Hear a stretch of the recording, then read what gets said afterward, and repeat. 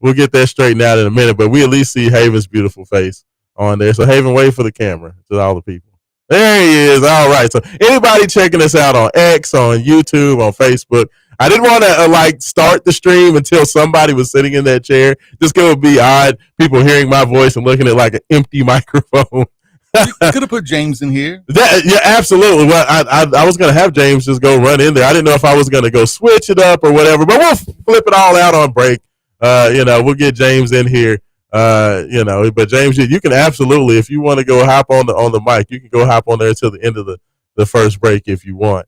But Haven Harrington, I was telling everybody about the whole news on Tay Kenny and kind of going through the timeline because that's been the biggest news of the last 48 hours or so since Tay Kenny made the announcement that he's going to be making his commitment soon. All right, so just to finish up on the Tay Kenny timeline. Okay, so like I said, over the last, I guess, 10 days, not too long after Coach Kelsey goes in there to visit Tay Kenny, we hear this news that Kansas is making this big push and that Kansas is trying to get back into this recruitment and really try to make it make this big push for him. And then all of a sudden we hear, I guess about a week ago, that Kansas now leads for Taylor Kenny. And now not only is he leading for Tay Kenny, it looks like it may be a done deal to Kansas. And I don't know where all this came from. I don't know what happened. I don't know what changed. Of course, Kansas is a top Adidas school, just like Will Woods. Tay Kenny is an Adidas athlete. And all I can say is this. From the information that I have seen, Eric Bossi of 247 Sports actually just did an interview with Tay Kenny, I believe it was yesterday. And, Tay talked about his finalists. He talked about 5 schools pretty much in particular. He talked about, besides Louisville and Kansas, of course, he spoke on them. He spoke about Kentucky. He spoke about Arkansas. He spoke about Oregon. Those were the schools that he kind of highlighted. And from what the comments that he made, it didn't sound like it was a done deal that, he was going anywhere. Like I thought he was very big on his praise of Coach Kelsey. He said that pretty much since Kelsey and those guys got involved with him, pretty much since he got to the University of Louisville, got the head coaching job, Coach Kelsey has pretty much been on Tay Kenny, telling him he wants him to be his guy. He said he pretty much talks to those guys at least twice every week and, continue to just show love and do all those types of things. And he talked about Kansas. He said that Coach Self was talking about how he wants him to be the next Frank Mason, which I don't know. I don't know if that's like the biggest sales pitch. Like I can understand John Calipari saying, you know what, I've had John Wall, I've had Brandon Knight, I've had, Murray, I've had all these great players. I don't know if saying I want to be the next Frank Mason, I don't know if that has the same ring to it. But hey, whatever. You know what I'm saying? Kansas has a lot of money. They apparently just had a booster give a $300 million donation to the athletic program, primarily for football, but of course, basketball is going to get a little bit of that as well. But why would you donate to Kansas football?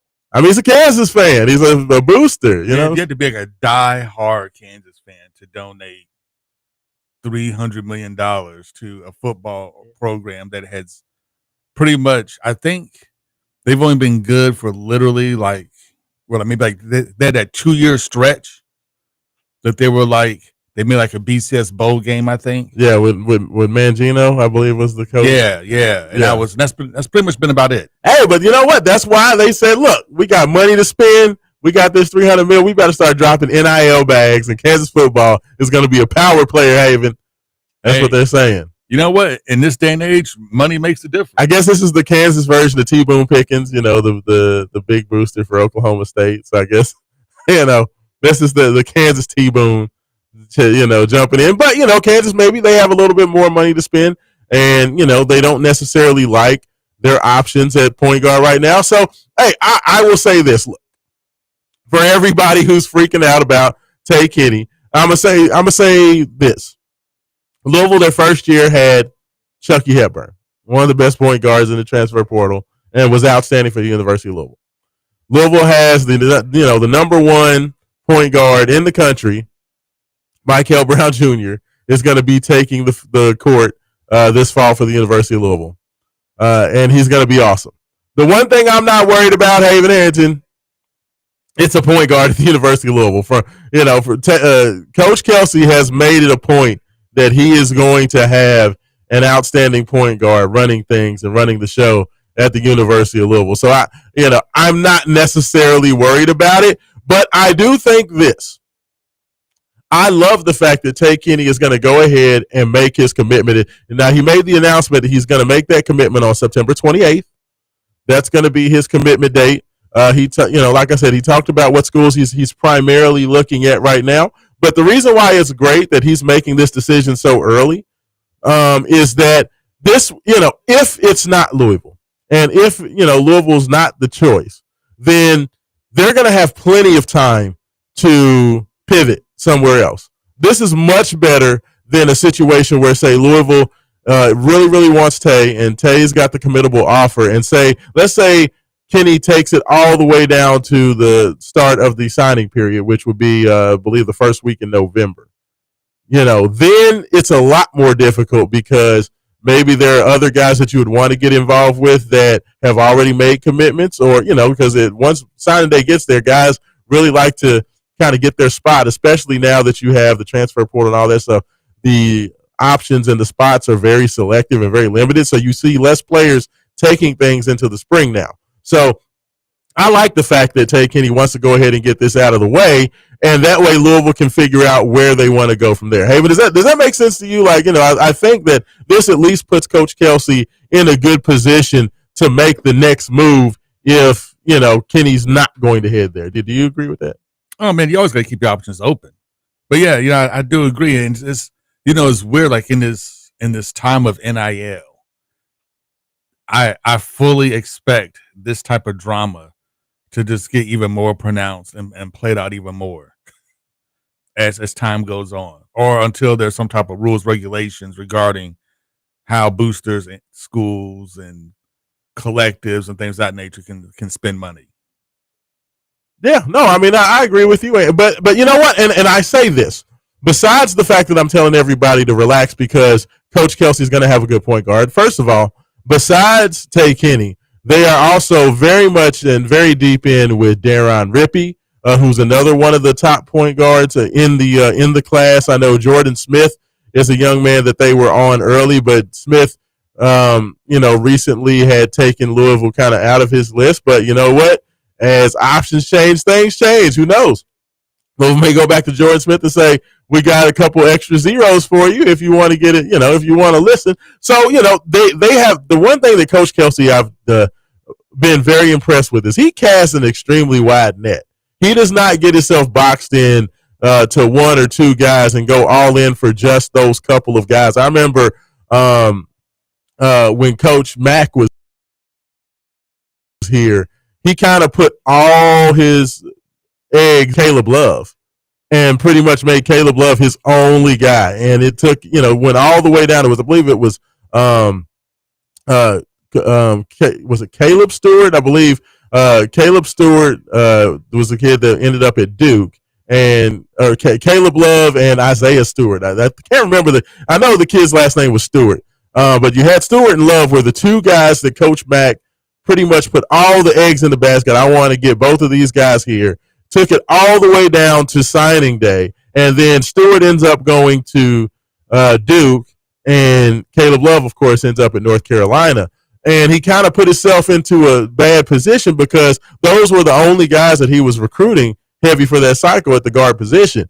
And it kind of put Louisville behind the eight ball because they just really didn't have a strong pivot. Well, Coach Kelsey is out there recruiting basically 20, I believe of the top 25, he had like 18 of the top 25 Louisville was on their list. Like he's casting a very wide net. So that's the one thing that I really like is definitely Louisville's going to have some ways that they can pivot in some different areas and directions they can go. So that's the first thing I would say to you. The second thing I'll say to you is this. Louisville has 3 different pools from which to pull with. Like people, when they think about recruiting, think about recruiting even 5, 6, 7 years ago, where pretty much your team is going to be based on whoever you can get as far as whatever freshman you recruit and your returning players. Okay, well, that's not the case anymore. Now you not only have, the traditional high school freshmen, but you also have the transfer portal. Okay, so you have that whole pool of talented players. And then you have Europe as well. Okay, so you have the European guys that are professionals looking to come over. You have every player from every other team in the college basketball that's looking to move up or get a bag or do something. And then you have, of course, your traditional, freshmen coming through the door. So Louisville has a lot of people to pull from. So I think we have to kind of get away from this whole, oh, woe is me, if a player or a recruit decides to go elsewhere, because there are plenty of options. So I'm not worried about it. I would love to have Tay Kenny. He's a very, very talented player. I would love to see him. I think he fits perfectly in what Pat Kelsey wants to do. But I am far from being worried about anything that a high school freshman, a high school senior is doing at this point. Haven, do you think I'm like making too much of that? But I mean, to me, high school players are almost at the bottom of the barrel in terms of importance when you can pull professional players from Europe as well as, veteran college guys from other teams. Am I wrong about that? No, I mean, they are at the bottom of the list, and they should be. I mean, that's sad to say, but I mean, they should be when you can get like European professionals. Yeah. It's like, to me, it would be like European professionals would be like one. Yes. And then your upperclassmen, high value college players be like 1A. Yeah. And then your elite high school players would honestly be C. Yeah, no, I mean literally like that. And I think that right there is where people have to kind of change the way they think about things.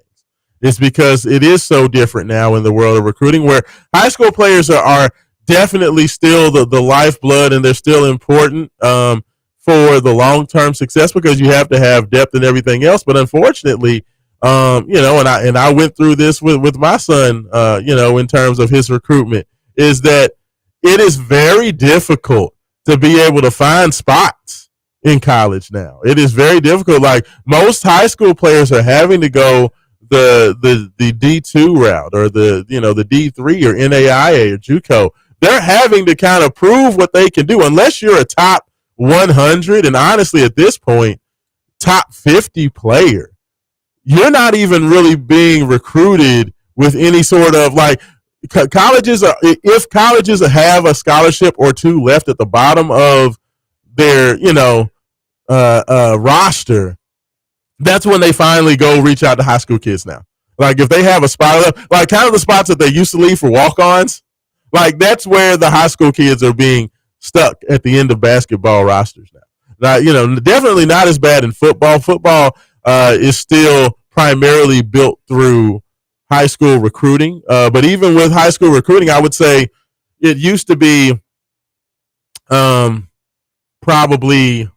80-20 high school players to potential transfers. Now in football, it's probably 60-40 transfers to incoming high school players. Would you think that's about? It's about right. But from a school's perspective, you have to look at it like this, and this goes both for football and basketball, and it's maybe even more especially football, right? So like you can get a 4-star quarterback, coming out of high school. Louisville's gotten one each year that Brom's been here each year, but he still's gotten high value transfer quarterbacks as well, and those have been the guys that have been playing, and those are the guys who starting. The reason being is you get these 4-star quarterbacks, but knowing it takes, unless they're like a phenom, right? It normally takes 1 to 2 years for a high school quarterback to adjust to the college game. And that includes, playing them early sometimes, taking your lumps, and hopefully that pays out in year 2, 3, and 4. Yeah. If he stays that long. The problem is that once you invest all that time, energy, and money into training up that quarterback so he's ready in year 2 or 3. What's to say he doesn't transfer out, and then all your resources went for nothing, right? He sat a Yeah. year. He's learned in the system. His sophomore year, it's time for him to play, and he decides he's going to transfer someplace else. Well, all that NIL money we spent on him, training and everything else, is for nothing. We just could have gotten a transfer guy. Yeah, he's going to be here a year, but if he's high enough level player, what does it matter? And I think that's the conundrum that you're seeing right now with football and basketball. Now, do I get a project player that I project is going to be really good in 3 or 4 years? And I can get him now. I can train him in my system. So that sounds great because that's what we used to do it, right? I used to get a guy, Right. if he wasn't like a 4 or 5-star type of guy, he was like, he's a project guy. I'll get him here. I'll bring him in the system. I can surround him with other guys, bring them all in the system. They'll learn together. They'll learn to play together. And by the time these guys are juniors and seniors, the program be great and we're going to be balling. Yeah. But with today's transfer portal, that doesn't work anymore because now you bring those guys in the system, you train them up, and then they're gone because they want to transfer out to make a bag someplace else. Or for whatever reason, they don't like the playing time they get, or whatever reason, most of them wind up transferring out. So you spend all this time, trying to train these guys up for them to leave. And it just doesn't make any sense. It makes more sense to go get 1 or 2 high school guys, especially on the basketball end, right? Yeah. It makes more sense to get 1 or 2 high-end basketball players, but the rest of your class is going to be backfilled with transfers. And why would you do anything else? Like, why would you literally do anything else? Because it doesn't make any sense because you have to win now. You have the money to win now. And, with the transfer portal, you should be able to win now because you can literally revamp your whole team in 1 year. It no longer takes 3 to 4 years to turn a program around. Yeah. You can literally turn a program around in a year. In football, it may be like a year and a half. Yeah. Because you have to deal with a lot more players. But, yeah, in the basketball program, you can literally turn a basketball program around in a year. Because you can literally have a whole new team in 1 year. And if your NIL bag is big enough, you can have the team of your dreams in literally 1 year. Literally. Yeah. I mean, and that's why I say, and this is not, and I say all this to say that, it's not that, it doesn't matter. Take Kenny does not matter. He's a very good player.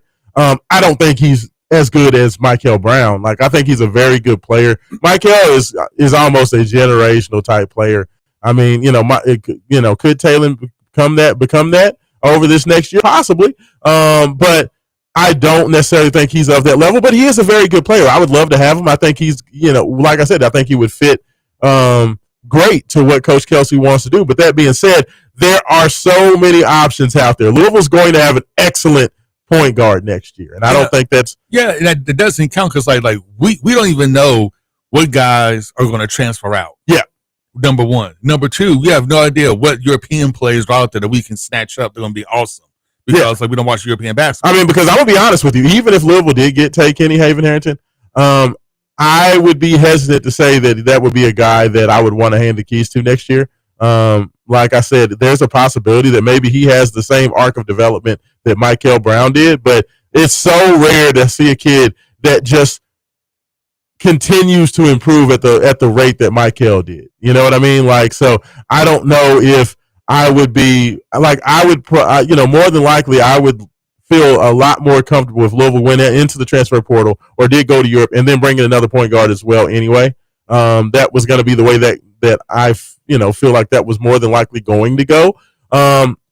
But we'll see. But I tell you what, let's go ahead. Let's take our first break here at the bottom hour. When we come back, I do have a special guest that's going to be joining us on the other side. So we're going to talk to them. And then we have plenty more to get into as well. You want to listen to Wake Up 502. Raashaan Myers, Haven-Harrington, intern James, and we'll be back on Big A.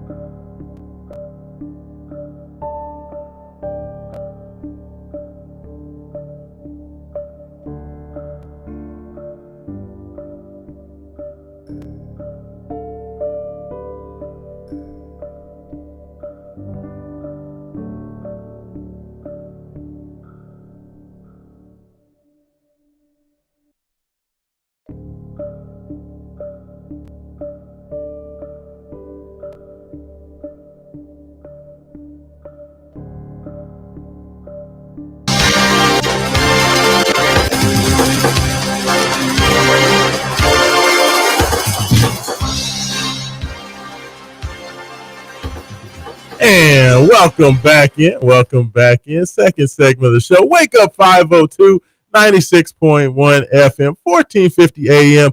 Big X Sports Radio. Raashaan Myers, Haven Hands. And intern James is finally in the captain's chair over there producing the heck out of this show. Thank you for holding on through the break. And like I promised, we do have a special guest joining us on the line. We have Rachel Moore. Rachel, good morning. How are you doing? Okay, Rachel, can you hear us? Yeah, I can. Hey, can you hear me okay? Yeah, absolutely. Coming in loud and clear. Good morning. How are you doing? Good. How are you? Doing all right this morning. It's up and rolling. It's a bye week. There's no Louisville football, Rachel, but that's all right. We got plenty to talk about, so I'm over here running my mouth. But thank you so much for joining us this morning. So if you can, why don't you tell us why you're calling us? You represent or are part of a great organization, and I wanted to give you the opportunity to talk a little bit about what you do. Yeah, thank you. I appreciate it. So I represent William Joseph Crisis Nursery. It is a new nonprofit in Frankfort. It has been operating for about a year, and it is the first crisis nursery in Kentucky, and we're hoping to bring one to Louisville pretty soon, as soon as we can. But it is a place for children to stay, ages 0 to 5, while their parents navigate different crisis situations. So if they are facing homelessness, domestic violence, substance abuse, anything like that, they can drop their kids off to stay with us. And it's a voluntary program, so it keeps kids out of the foster care system. Other states are using this model, so it's been really effective in keeping kids out of the system and then saving the state a bunch of money. That's awesome. And yeah, and right now we're providing supervised visits, domestic violence survivor support groups, and we have an infant pantry. So if people need diapers, wipes, formula, or anything for their kids, they can come to us for that resource. Yeah, and we were chatting about this, and I thought that this sounds like an amazing organization. It's definitely an underserved group of folks that you're helping out with this. So kind of talk about how did you come about this? How did this whole thing get started? You said you've been with them for about a year, so kind of talk about how this whole thing came about. Okay. So I founded it and started it about a year ago. I got the vision for it in 2017 after I had been through family crisis situations myself. My ex-husband is a Marine Corps veteran, and we had issues with domestic violence. He had PTSD, and we were afraid to reach out for help because we were afraid of our children being taken or going into the system.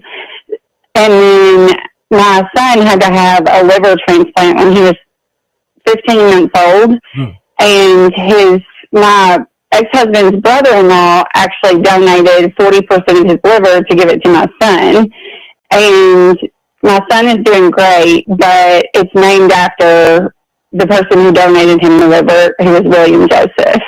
So he passed away in 2017. He drowned in the Kentucky River, but it's a way to honor him and keep his story and legacy alive, and also promote organ donation.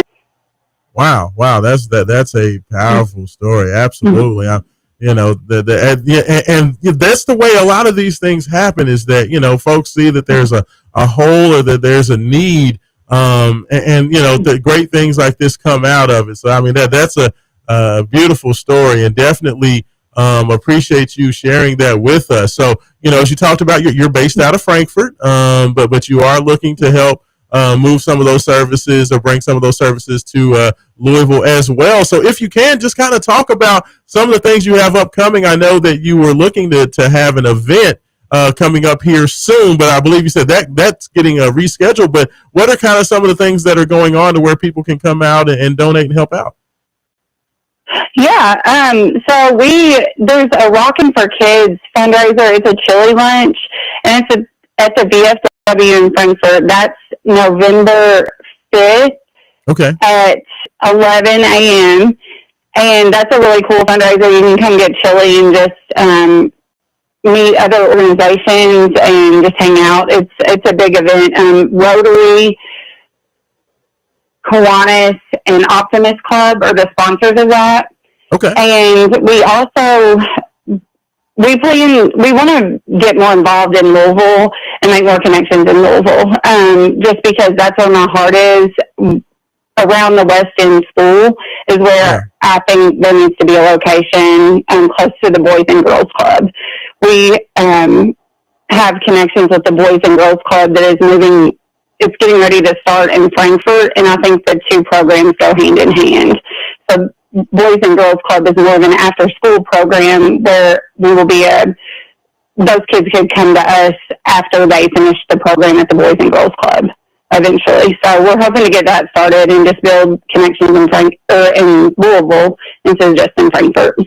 Absolutely. No, and anytime it's about, helping out youth or helping out folks that are in tough situations, that's, always a big, we're a big proponent of that. And we always like to help put spotlights on that because there's so many great worthwhile organizations here locally, whether it be directly in Louisville, Frankfort, extended out into the state. We love to help put a highlight on that. So if people want to find out more about your organization, if they would want to, possibly donate, volunteer, what's the best way for them to see what's going on with you guys or to kind of keep up with you? Probably Facebook. I keep that updated the most. It's William Joseph Crisis Nursery. And from our Facebook, we have Venmo and PayPal if you wanted to donate. And then on our Facebook, you can see updates as we're going along and different events that we have upcoming. And then also different ways to donate or help. Sometimes I'll post the different needs that we have, like if we need a specific size diapers or something like that. Awesome. Well, Rachel, definitely appreciate you calling in. You are a good friend of mine. Of course, we both are friends through, the recently passed Joe Kelly, one of our favorites. We kind of reconnected from there, and it was just wonderful to see you. And when you told me about what you were doing, I definitely wanted to make sure to get you on there and talk about some of the great things you're doing. But Rachel, you can't be a stranger now. Like if you have, as the chili luncheon gets closer, or if you have any other upcoming events, you have to make sure you let us know so you can come back on and let everybody know what's going on. All right.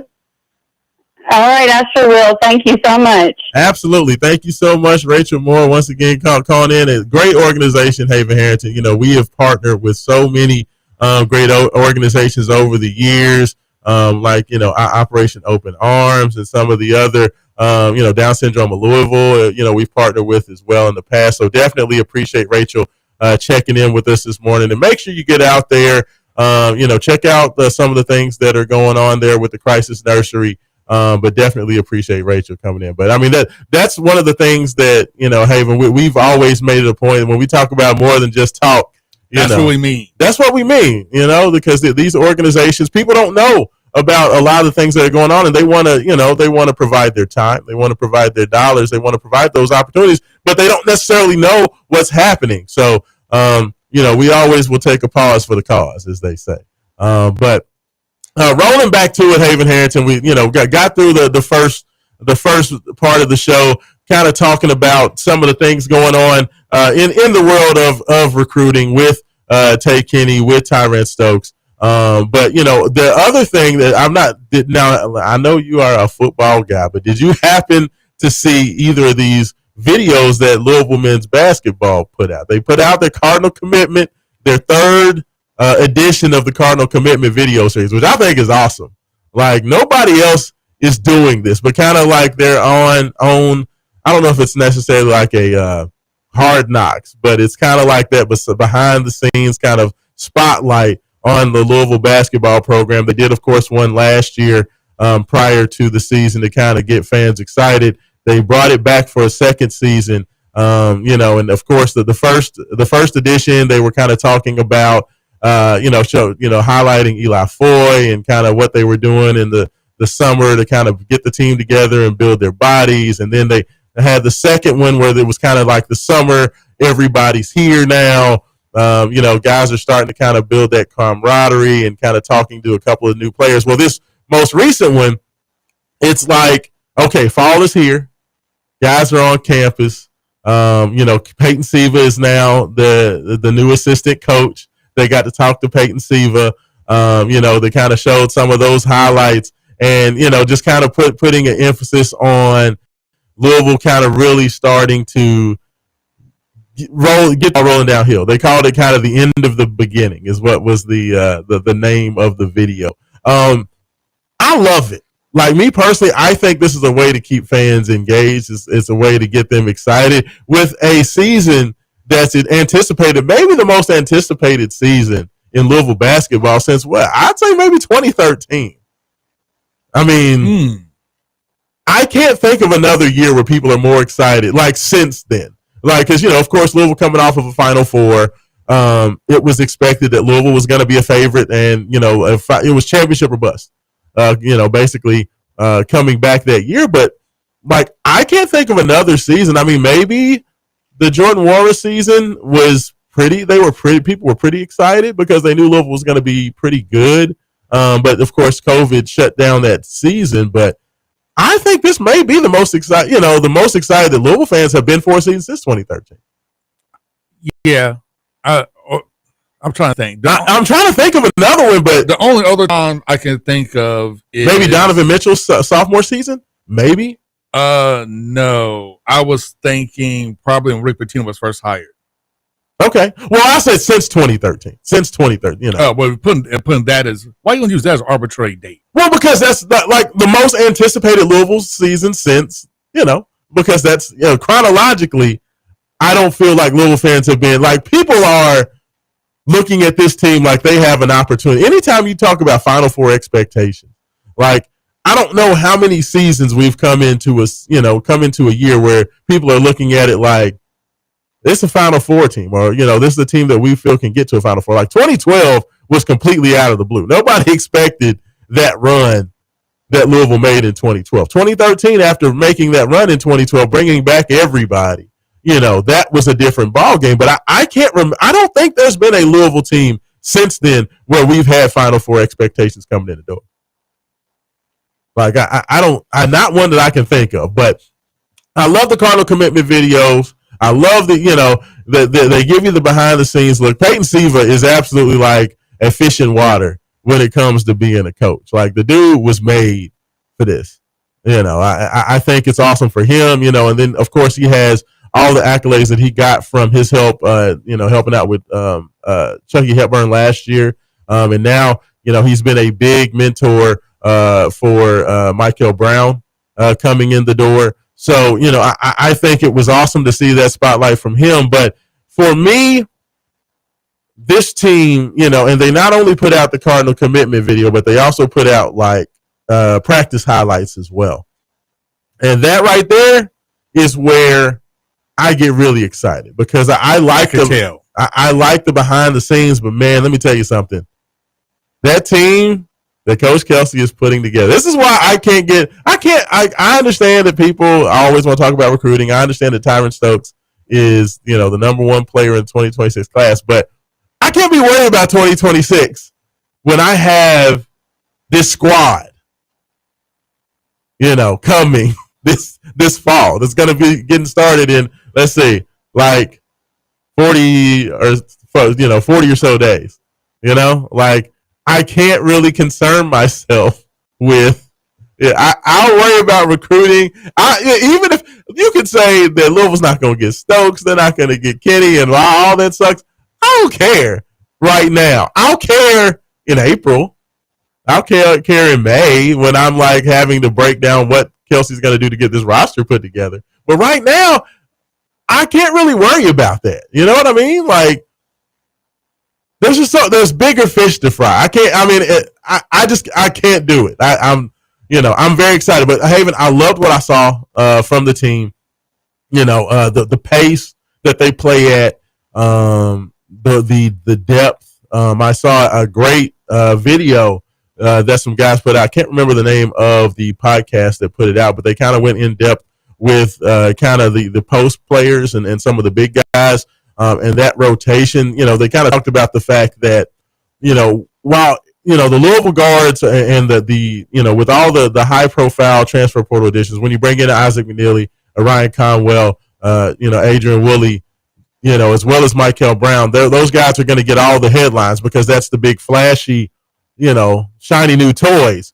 But the one thing I liked about this podcast was that they were talking about Louisville's front court players. And they're like, these guys are kind of not known to, basketball fans for the most part because you have, it's headlined by two European players, in Sananda Frew and Evangelos Zoukris coming over from Europe. But they're like, hey, first of all, those are two very, very good players. And then not only do you have those two very, very good players, but then you back those two guys up with, Kason Pryor, who was the gem of Louisville's transfer portal class last year, as well as Ali Khalifa, who was, one of the better big men in the Big 12, at BYU 2 years ago. So, they talked about, the fact that, Louisville's backcourt, it definitely gets all the headlines.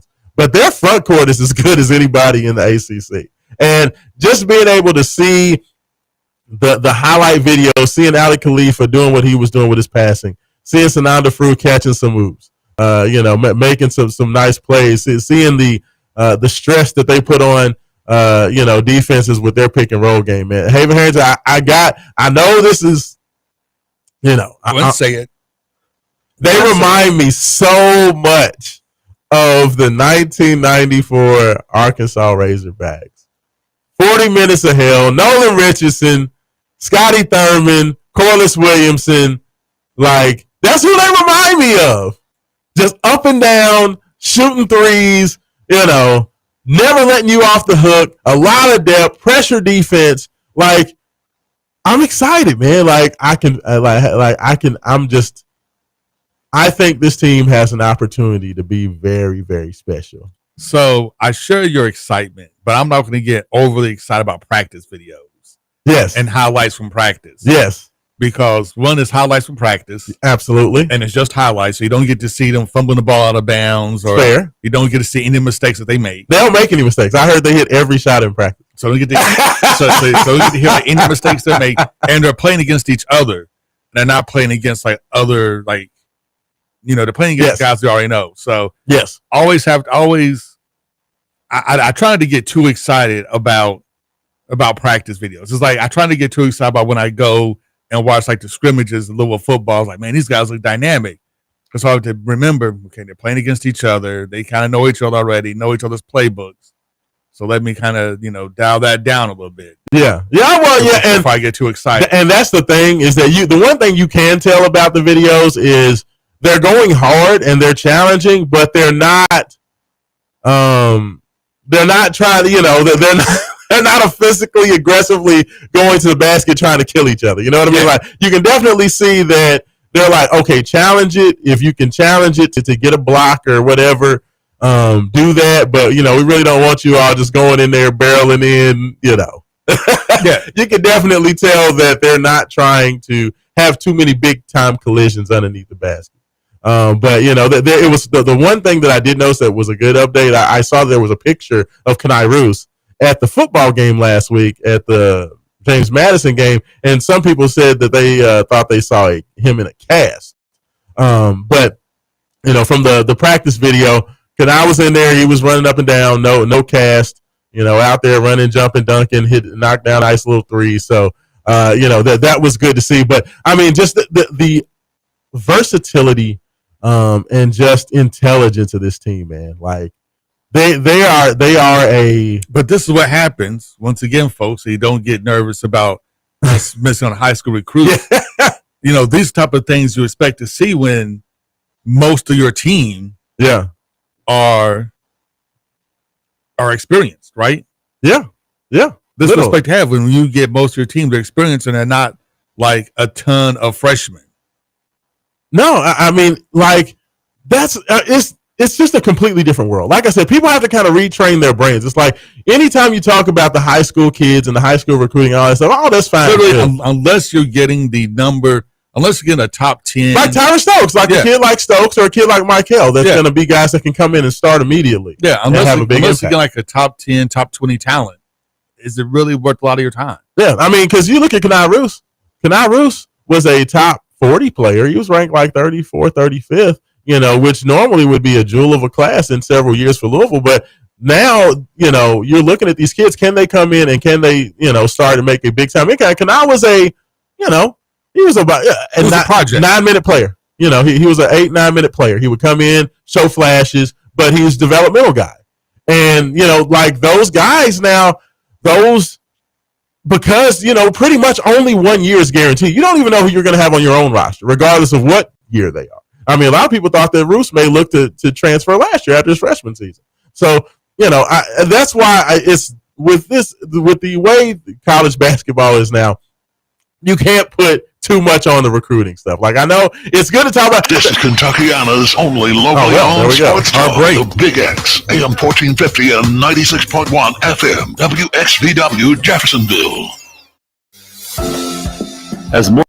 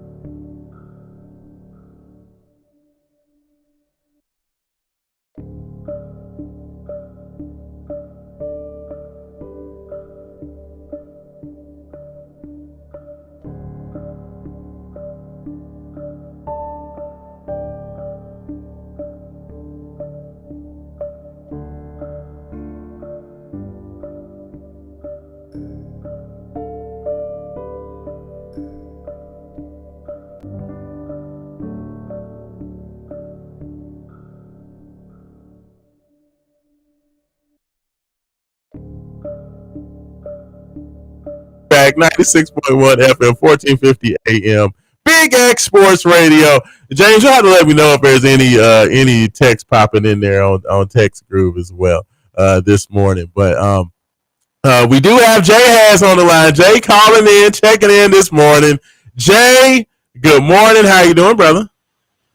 I'm doing well, sir. I didn't know my name was Jerry. Go ahead. Who said Jerry? I said Jay Has. I was with Jerry. I'm like, I like that Jerry leaving the business. Wow, that's hilarious. Hey, how you doing this morning, Jay? Fine, man. Doing great. Doing great. It's a bit of a sunshine today. Why not talk about sports? Are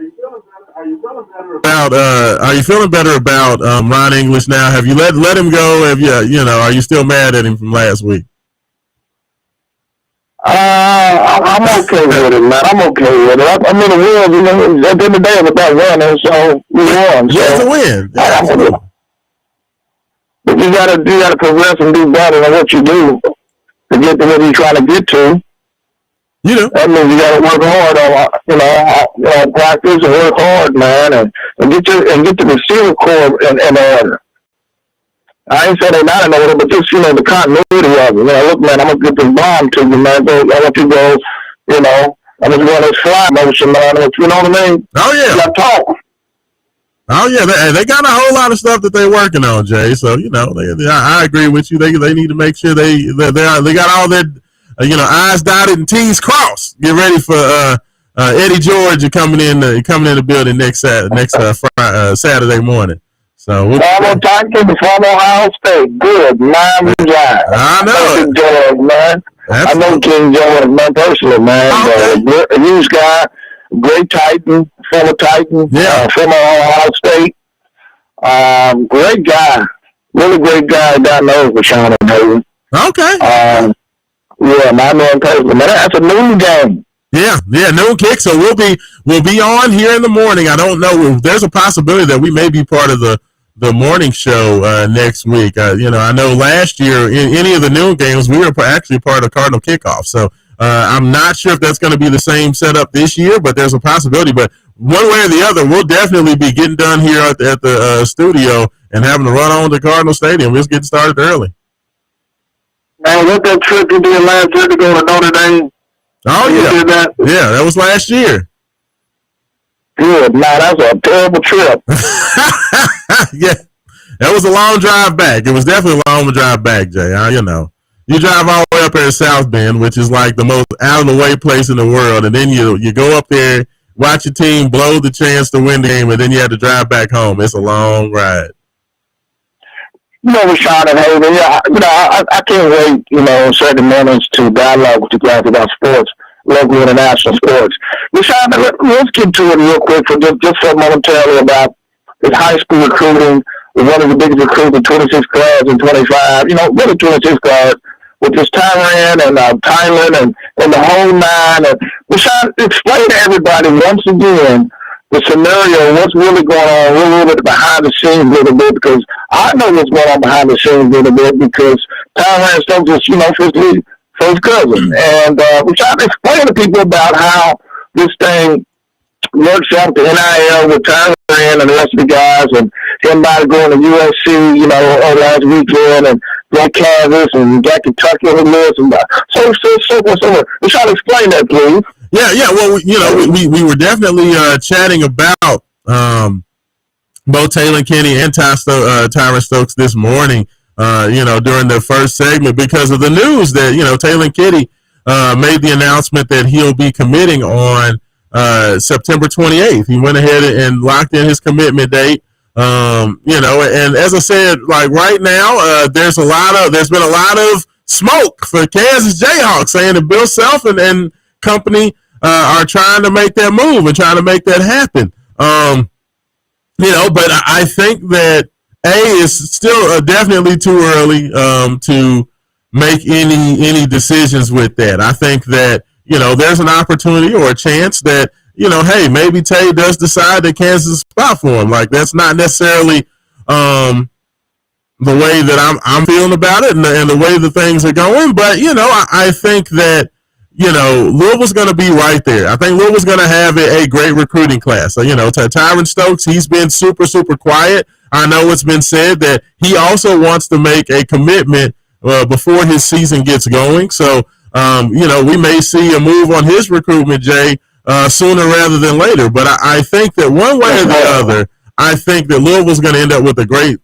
class. And I think by far, Tyron Stokes is the most important part of that class. So, with you, with that being your people, Jay, you make sure that, once Stokes decides to go ahead and make that commitment, that he comes on Wake Up 502 to make that commitment. Oh, man, you guys get the first dibs, man, on everything, man, about Tyron Stokes, man. Any other sports station won't get this. I'm going to give it to Raashaan Myers, Haven Harrison, and your young programmer guy. I'm going to give it all to you guys. You need to, because Granny still communicated with me. Oh, yeah. And I told Granny yesterday, I talked to Granny yesterday, I said, baby, listen, let me know when that thing get ready to open up. Oh yeah, I'll tell you, I need that. We'll go special if Tyron wants to go and he says he got the itch to take that commitment. If it's the middle of the night, we'll hop on. We'll do a Wake Up 502 after dark just for Tyron Stokes and bring him right on. like we're ready again. Oh yeah, you better believe it. Absolutely. We're going to make it happen. But yeah, hey, when Granny hits you up, Jay, and lets you know, hey, it's time. I will get the first dibs on it, man. Matter of fact, you have that phone there. You have your phone there. Oh, yeah, absolutely. Just throw the bat signal. Hey, Raven Hanson, real quick, and Raashaan Myers, real quick, I'm ready closing remarks. No, looks like, I don't know what happened there. James, looks like Jay had Jay got tackled at the 1 yard line. What'd you say about Stokes, James? I was saying that we had a couple questions in on the text group. Oh, cool. What? You go ahead and drop him. Yeah, I think he had. I don't know what happened at the last second, but what questions we got coming on text group, James? Well, it was, what does Jay say about Tyron Stokes, his cousin? And then it was also, have you noticed Georgia Tech's schedule? Clemson at home today, but no Miami, Florida State, SMU, or Louisville. Yeah. No, well, first of all, as far as Stokes, yes, that is Jay's cousin. That's Jay's people, so they keep him very well informed of everything going on. That's why with a lot of the stuff, James, that people talk about with this whole Stokes thing, man, like I have the opportunity to be very close to the source on this. You know what I'm saying? So I don't listen to a lot of what I hear out there because of the one thing that I know about this recruitment, especially when it comes to Stokes. Like Kenny, I don't have the inside. The Kenny, I have most of the stuff I have on Kenny because Kenny, I'm not sure if you know this. Did you know that Tay Kenny and Tyron Stokes were teammates on the same AAU? I did not know that. Yeah, AAU teammates. They were. So they are good buddies. So most of the stuff that I've gotten in on Tay Kenny, I have gotten from the Stokes side. From that group. So I don't have as much inside information with Kenny, but I definitely get some juicy tidbits. On everything going on with Tyron Stokes. So I say all that to say I'm not saying that I know everything, and I'm not saying that anything is definite or guaranteed, but all I'm saying is I'm not listening to any of that mess that anybody's coming out and saying about what's going on with Stokes, because none of them people know anything. So just everybody relax. I know recruiting is always such a big thing and people love it, and ever since Calipari got here with that John Wall recruiting class, this whole area went kind of recruiting crazy after that. But just everybody just relax, man. It's gonna be all right. Louisville fans, we're gonna get what's coming to us. So just chill out. Just chill out. And what was the college football question? One more time, James. Also, have you noticed Georgia Tech's schedule? Clemson at home today, but no Miami, Florida State, SMU, or Louisville? Yeah, Georgia Tech definitely has a favorable schedule. Like they don't play a single until they play Georgia at the end of the year. This is Clemson is their only ranked game. They have a cushy schedule, but look, at the end of the day, I'm guessing that the texter is saying that, talking about the chance that Georgia Tech could run the table, and I know that Clemson's going to be missing a couple of guys today, so it's definitely an opportunity for Georgia Tech to take advantage at home. But this is Georgia Tech, man. Trust me when I tell you. I'm going to tell you what game I know that they're going to lose. At NC State, they're going to lose that game. And I don't know why or how it's going to happen, but Haynes King and company are going to drop that game. I mean, they are a very good team. They're very veteran, but I'm not worried about Georgia Tech. Yes, do they have a pretty light schedule? Absolutely, but they'll Georgia Tech it up. But, we have to see if they're going to win today. I mean, this is a huge game. Kicks off at 12 noon, ESPN. If they get that win, though, I mean, if they can beat Clemson, it definitely puts them in a very favorable position because at that point, Georgia Tech's more. I feel like whoever makes the ACC championship game is probably going to be 2 losses or less. So if you can get by Clemson, the opportunity or chance that they're going to lose 2 of those conference games, when they have at Wake Forest, Virginia Tech at home, at Duke, Syracuse at home. I mean, Syracuse looked good last night. I'm not sure if how many folks got to check that, but the young kid Angeli, the transfer from Notre Dame, the quarterback, he looked good. Syracuse. I mean, they were playing Colgate, so I mean, take from that what you will. I mean, it's a toothpaste company, so.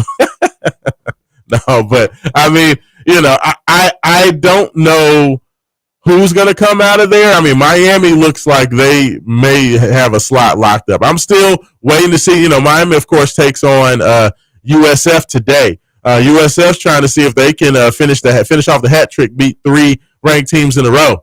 They knocked off Boise State in week 1. They knocked off Florida in the swamp last week, and now they take on Miami there in Coral Gables. So we'll have to see, if USF can pull that off. But if USF does win that, then I may have to go ahead and rethink what the Hurricanes and what they can be. So, we'll see. But, yeah, Georgia Tech definitely has a bit of a lighter schedule. But there's a lot of football to play. We don't really know who's good and who's bad as of yet. I mean, Florida State has looked pretty good so far. But I don't know how good Alabama is. We'll probably figure out what Alabama really is by what they do today. They take on Wisconsin in a Big Ten versus SEC showdown. So I think we'll be able to figure that out, and then from there we can kind of level set with Florida State. I'm still not sold on Florida State, James. I can't trust in Thomas Castellano, man. He'll look like the greatest player in the world. He did the same thing at Boston College. Some games he looks great, other games he looks terrible. So, I don't know. We'll see. Any other text on there this morning? That's all we have so far. That's all we got so far. So I don't want to get too far down the road with any of the college football stuff because we will have Leanne Herring coming on at the bottom of the hour, 10:30. Leanne Herring will make her debut coming back this year for her, I don't know, what is it, 4th, 5th year of doing picks with us. But we're going to have Leanne's picks. We're going to break down everything going on with college football. Pretty much everything else going on. She does a lot with recruiting. I'm sure she's been out to see some of the top prospects as well. So we'll definitely have Leanne. So I'm trying to stay away from the college football too much. But I did want to talk. The one thing college football I did want to talk about, because we talked about it on Tuesday, outside of, I did not talk about this on the air, but of course we did create the Wake Up 502 That Boy's Good Player of the Week award in honor of Joe Kelly. We wanted to make sure that Joe can continue to be a part of this program and be a part of everything going on, because Joe is a humongous football fan, and we did announce the inaugural winner 2 weeks ago with Isaac Brown and his outstanding performance week 1 versus EKU, 6 carries, 126 yards, 2 touchdowns. But we also announced on this past Tuesday the week 2 winner of the That Boy's Good Player of the Week award, and that actually went to Clev Lubin, the defensive end for University of Louisville. 10 tackles, 7 solo tackles, 1.5 tackles for a loss, 1.5 sacks, and a forced fumble, which of course led to a defensive touchdown. Clev Lubin, first of all, congratulations on being the second winner of the That Boy's Good Player of the Week, brought to you by Wake Up 502. But just a powerful game, standout performance. So congratulations to him. We talked a little bit about the game last Saturday, but we are going to try to make those announcements every Tuesday on Wake Up 502 after dark. So that's going to be coming to you on a weekly basis. Myself, Roman Kelly, Haven Harrington. Oh, and by the way, people, just to give you an update, the reason Roman's not here, he did have his surgery to repair his ACL on Wednesday. So don't know if Roman will be back. He said he's going to be doing commentary today, 3 or 4 days after surgery. James, what you think? You think he's going to make it out there now? I don't think he's going to make it tonight. I'm hoping he will. I hope he does. But, man, that just seems like that's a quick turn. To me, brother, if they cutting on my knee, I'm laying up in the bed in the house for like a week. Hey, that's us. Roman's a soldier. He's like, man, look, I'm doing color commentary. I'm doing play-by-play. I'm getting it right back out there. I'm like, Roman's a soldier. He's a good, but that's why he's not well. But get well soon, Roman Kelly. We're thinking about you here. So, hope you make it out today. So, I'll have to give you guys an update once I hear from you. I know Roman was talking about trying to make it back to do the Rutherford show on Friday. Guess what, James? He didn't make it. He did not make it.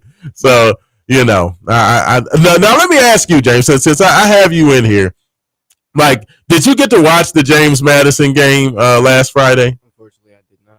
You did not get to watch it. So James Madison came in here talking all kind of junk. They was talking crazy. Like I've never seen a small program that just came in it was weird because I've seen teams that want to have an opportunity to pull an upset and they come in and they have confidence. But James Madison had something different. They came in here, it was almost like I don't know, it's kind of like Clemson. Like Clemson comes in and they have this confidence of like, we know we're better than you. So we're going to come in like super cool and super cocky and we're just so loose because we know we're awesome. Like that was the way that James Madison kind of came in on Friday night.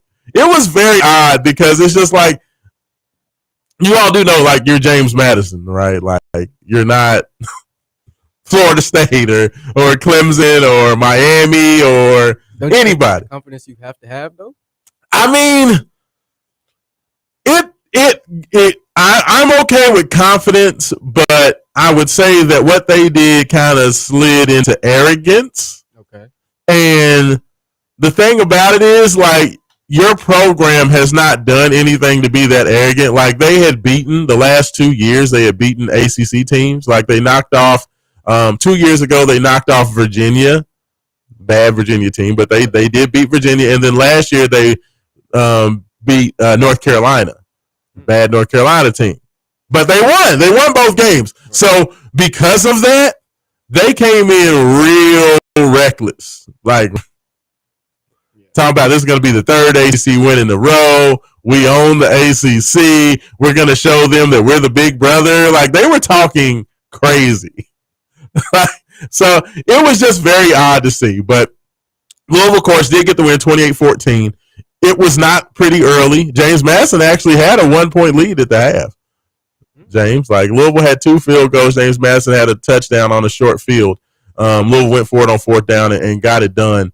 And did not get the first down. And James Madison took that down and scored. So they actually had a 7-6 lead at the half. Then Louisville decided, okay, yeah, we're going to quit playing. We're going to quit playing now. Y'all trying to embarrass us on TV. and they go out there in the second half, run away with it. Cleve Lubin has the big sack in the end zone. Quarterback fumbles. They recover, get the defensive touchdown. Isaac Brown has a explosive 74-yard touchdown run at the end of the game, as well as Chris Bell takes a short slant about 65 yards to the house. So Louisville did what they needed to do in the second half, but the things that, in my personal opinion, we need to see those guys work on during this bye week, and the things that I will be looking for next Saturday. For me, I think the biggest things are just to clean up some of, first of all, before I can't even say clean up some of the defensive mistakes, because there was a couple of defensive mistakes. 10 men on the field, they had to call a timeout for. There was a couple of times where there were some communication errors. But the biggest thing that I want to see is the game plan. Like, Louisville's offensive game plan for James Madison was terrible. It was terrible. For whatever reason, Jeff Brom did not go into that, go into that game and with a great game plan. Very slow, very methodical, very boring, very non-Jeff Brom-esque. It was a lot of basic run plays, off tackle, dive plays, and trying to do play action and throw way down the field. But James Madison is bringing 7 or 8, rushers every time. So Louisville's not having the chance to sit back there, look down the field to make those throws. The quarterback's running for his life. It was just a bad game plan. I need to see Louisville's game plan be a lot more crisp. I want to see more of what I saw versus EKU. I think would be great if Louisville can come out there and do kind of some of the same things that we saw versus Eastern Kentucky, where, if you're going to have Miller Moss in the shotgun, you let him get the ball out quickly, get into his hands, make a quick read, short patterns, get the ball out to your athletes in space, and then let them work. I also want to see them feature the running backs a little differently next week. I feel like our run game, where you're trying to run those, Isaac Brown and Duke Watson and as well as Keywan Brown between the tackles, like a lot of that stuff. But you're playing against a team that's going to load the box with 8-9 guys, and you have smaller running